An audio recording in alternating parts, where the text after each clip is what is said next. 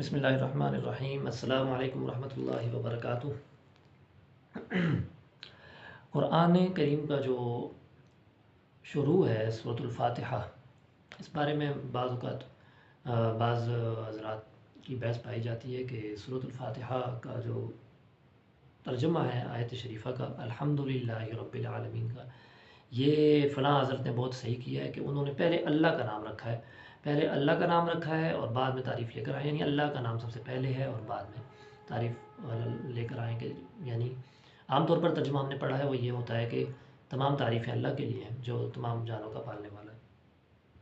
لیکن ان حضرت نے یہ کیا ہے کہ اللہ کے لیے سب تعریفیں ہیں جو تمام جانوں کا پالنے والا ہے۔ تو میں نے ان حضرت کو بھی جواب دیا کہ ترجمہ یہاں پر جو مقصود ہے وہ الحمد ہے،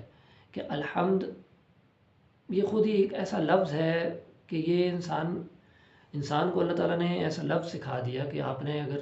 آپ کو کوئی نعمت مل جائے، آپ نے اگر دعا مانگنی ہو، آپ نے اگر شکر ادا کرنا ہو، آپ نے اگر آپ کو کوئی مقصد آپ کا حاصل ہو جائے یا کچھ بھی آپ کو فائدہ اور کچھ بھی اچھی چیز آپ کو مل جائے یا کچھ چیز دیکھ کر آپ کو اچھا لگے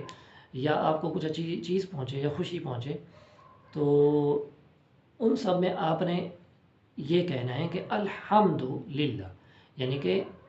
حمد اسی کے لیے ہے جو حمد کے لائق ہے، یعنی حمد اسی کے لیے ہے جو تمام صفات کمالیہ کو جمع کرنے والا ہے، وہ ہے اللہ۔ تو جب اللہ تمام صفات کمالیہ کو جمع کرنے والا ہوا، اور حمد مطلب تعریف، حمد مطلب ثنا بیان کرنا، حمد مطلب کسی کی بہت زیادہ اچھائی بیان کرنا، تو جب وہ تمام صفات کمالیہ کو جمع کرنے والا ہے تو اس میں وہ حمد کو جمع کرنے والا تو بطریق اولا ہوا، ورنہ کمی لازم آئے گی۔ تو جب وہ بطریق اولا وہ حمد کو جمع کرنے والا ہے تو اب لفظ اللہ کو پہلے لانا ضروری نہیں بنتا، بلکہ بہتر یہی ہے کہ جیسے قرآن کا اسلوب ہے کہ اس نے الحمد کو پہلے رکھا ہے اور لفظ اللہ کو بعد میں، الحمد للہ، تو اسی طرح ہمیں بھی ترجمے میں بھی اسی کو مد نظر رکھنا چاہیے کہ الحمد للہ، یعنی کہ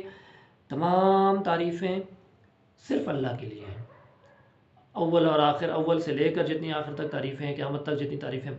بنیں گی، پیدا ہوں گی یا جو بھی ہوگا، وہ سب تعریفیں جس قسم کی بھی تعریفیں ہوں وہ سب کس کے لیے ہیں؟ صرف اللہ کے لیے۔ ایک ترجمہ۔ دوسرا ترجمہ اس کا یوں بنے گا کہ تعریف، جنس تعریف ہے ہی صرف اللہ کے لیے جو تمام جانوں کا پالنے والا ہے۔ تو اس وجہ سے یہ اسلوب خوبصورت ہو جائے گا کہ الحمد للہ رب العالمین۔ اب اس کو ضرورت نہیں ہے کہ للہ کا ترجمہ ہم یہاں سے اٹھا کے یہاں پر کر دیں کہ اللہ کے لیے، اور الحمد کا ترجمہ ہم یہاں رکھ دیں